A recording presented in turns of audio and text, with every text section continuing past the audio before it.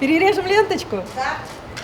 Почти 2 года длился ремонт поликлиники Наурицкого, и вот, наконец, она открыла двери пациентам. Изменения видны прямо с порога. Просторный холл, обновленная регистратура, единый со всей Московской областью брендбук. Но главный вопрос – изменится ли после ремонта качество оказания медицинских услуг? Это мы постарались выяснить в ходе экскурсии. У нас появилось полностью оборудованное отделение медицинской профилактики.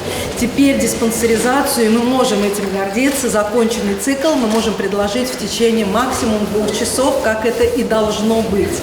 То есть в течение 2 часов не только пациенты будут получать обследование врача-терапевта, все анализы, но и рентгенологические услуги. Рентген-аппараты новые, отечественного производства. Еще из новшеств – кабинет неотложной помощи для пациентов с температурой. Для них отдельный вход с торца здания.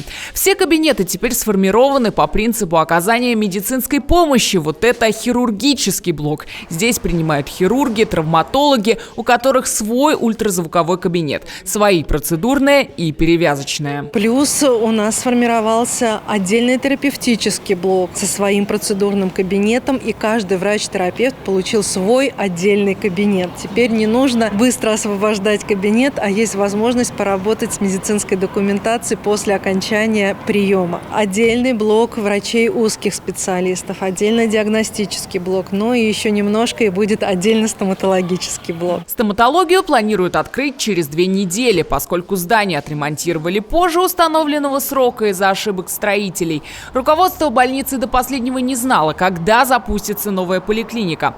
Удалось открыть ее сейчас, но пока без стоматологического блока, поскольку на установку оборудования требуется больше времени. То есть все службы взрослые у нас будут теперь в одном месте.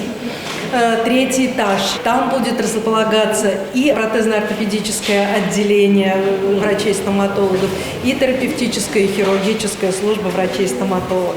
Новые стены также позволили организовать прием узких специалистов. Здесь, так же как и в Дедовске и в Истрин-спортивной, работают неврологи, кардиологи, эндокринологи. Врачей этих направленностей можно посещать в любой поликлинике округа. Например, если нужно попасть к доктору скорее, можно записаться туда, куда есть ближайший талон. Собственно, в первый день открытия в здании Наурицкого уже активно велись приемы. Посетители делились мнением об обновленной поликлинике. Даже не ожидала, вот я, например. Очень долго даже не ожидала, что так. с опозданием на полгода, но вот нам все-таки удалось. Молодцы. Каждый раз нас радует какими-то новшествами прекрасными. Спасибо.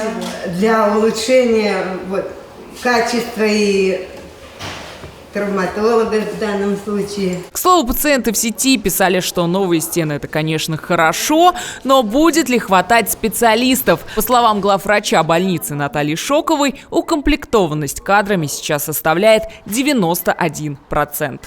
Полина Громова, Максим Рыков, Истра РФ.